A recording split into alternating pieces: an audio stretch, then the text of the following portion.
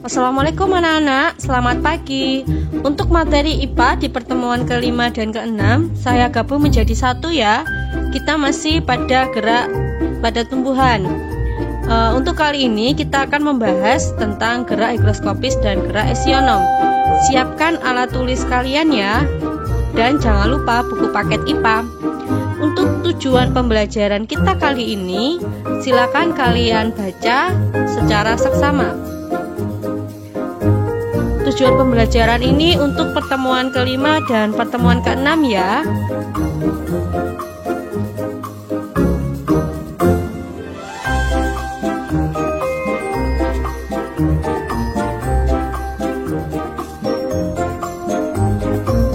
Oke, perhatikan 3 gambar berikut. Nah, pernahkah kamu melihat buah polong-polongan seperti kacang kedelai, buah cangkring, dan buah biduri?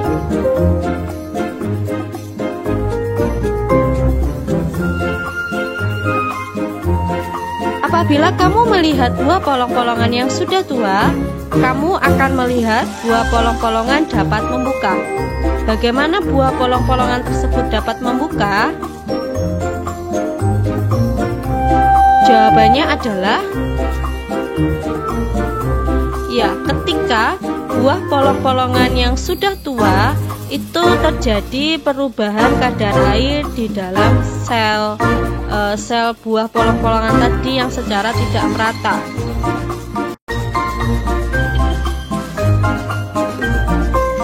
Akibatnya terjadi pengerutan bagian buah yang tidak merata. Pengerutan ini membuat buah polong itu menjadi terbuka.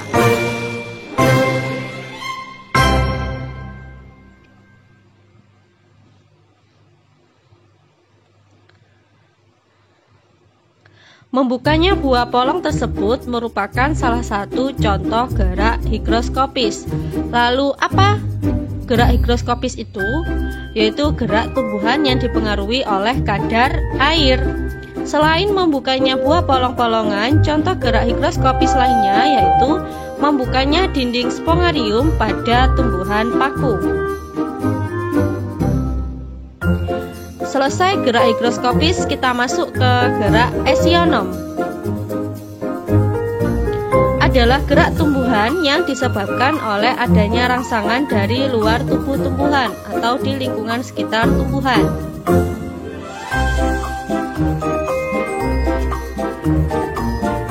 Gerak esionom terdiri dari 3, yaitu tropisme, nasti, dan taksis. Untuk penjelasannya lebih lengkapnya ada di buku paket kalian ya.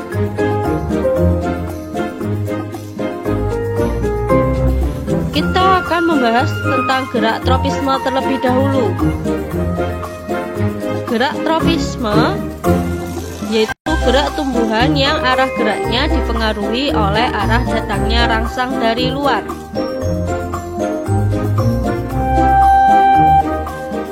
Gerak tropisme dibagi menjadi 5, yaitu fototropisme, geotropisme, sigmotropisme, hidrotropisme, dan kemotropisme.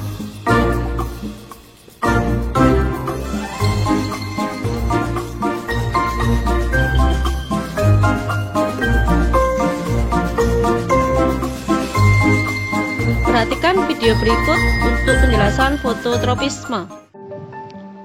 Perhatikan video berikut ini.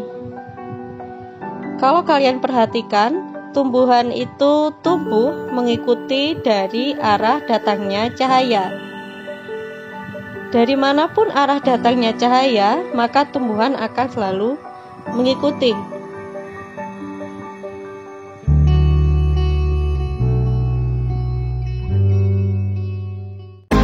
Nah, dari video tersebut bisa kita simpulkan bahwa fototropisme yaitu gerak tumbuhan yang dipengaruhi oleh rangsangan cahaya. Fototropisme dibagi menjadi 2, yaitu fototropisme positif dan fototropisme negatif. Contoh gerak fototropisme seperti video tadi, gerak ujung batang tumbuhan menuju arah datangnya cahaya. Sekarang kita masuk ke geotropisme. Merupakan gerak yang dipengaruhi oleh gravitasi bumi. Contohnya gerak akar menuju ke pusat bumi. Perhatikan video berikut ini ya. Coba perhatikan, di situ ada biji yang tertanam di dalam tanah. Lama-kelamaan biji tersebut mengeluarkan akar. Nah, akar, kita fokus ke akarnya ya. Akar itu selalu menuju ke dalam tanah atau ke bawah. Coba perhatikan.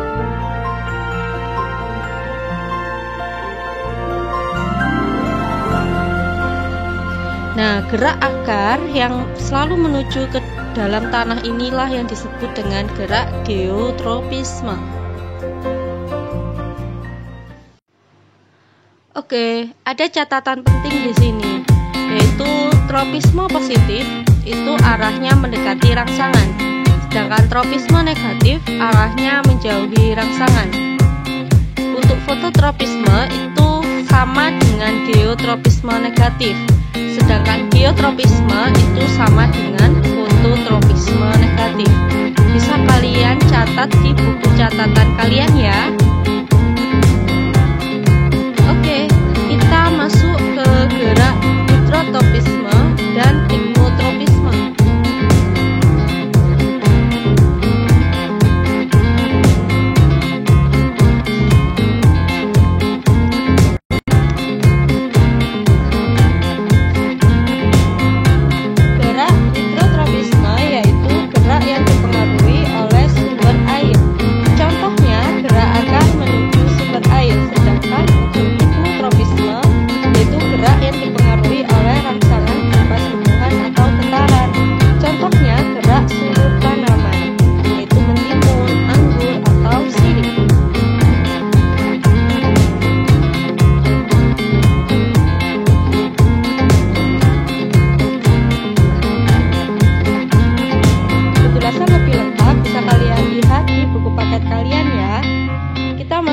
Kemotropisme, yaitu gerak yang dipengaruhi oleh zat kimia. Contohnya gerakan bulu serbuk sari menuju ke sel telur.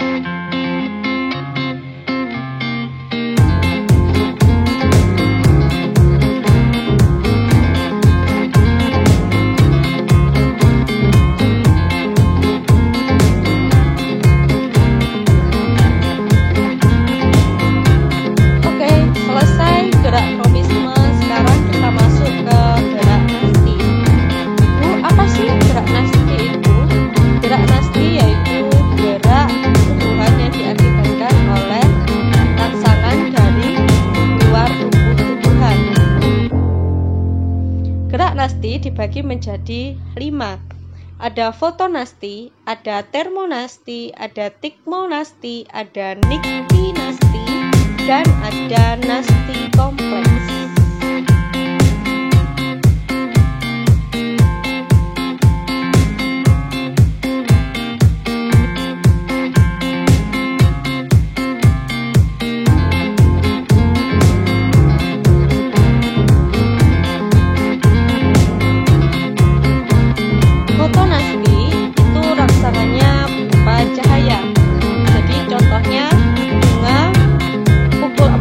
Biasanya mekarnya pada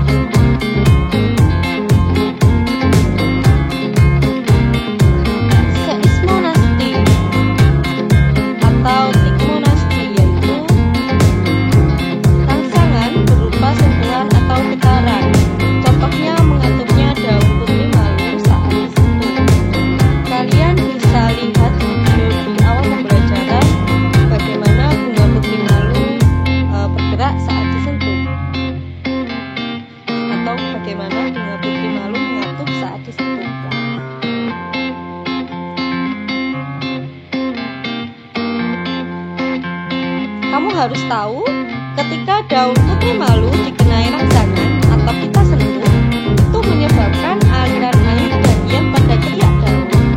Nah, hal ini karena ada aliran air bagian itu tersebut menyebabkan kadar air pada ketiak daun berkurang sehingga tekanannya mengecil. Akibatnya daun putri malu pada saat kita sentuh dia mengenai.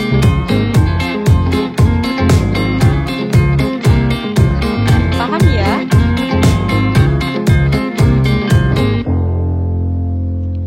Niktinasti, yaitu rangsangannya berupa suasana gelap atau malam. Contohnya, mengatupnya daun lamtoro atau petai Cina atau bunga merak Cina saat malam hari. Jadi kalau pada pagi hari dia mekar daunnya atau terbuka, tapi pada malam hari daun lamtoro ini dia menutup atau mengatup.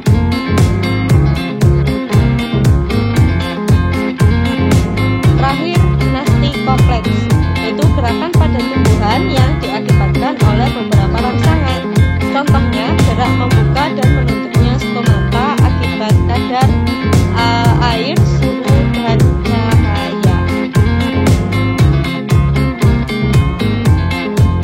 Kalian bisa lihat pada saat stomata membuka dan stomata menutup. Selesai gerak nasti, kita masuk ke gerak taksis. Gerak taksis itu hanya ada dua, ya. Yang pertama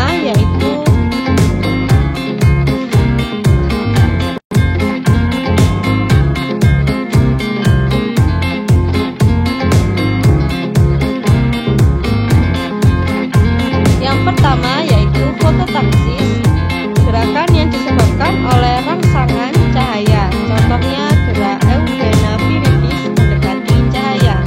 Dan yang terakhir gerak kemotaksis, yaitu gerakan yang disebabkan oleh rangsangan zat kimia. Contohnya gerakan spermatozoa pada lumut atau paku menuju sel telur. Oke, selesai materi kita kali ini tentang gerak pada tumbuhan. Jika kalian kurang paham, bisa kalian tanyakan pada guru IPA masing-masing ya. Dan jangan lupa buku paket IPA kalian baca.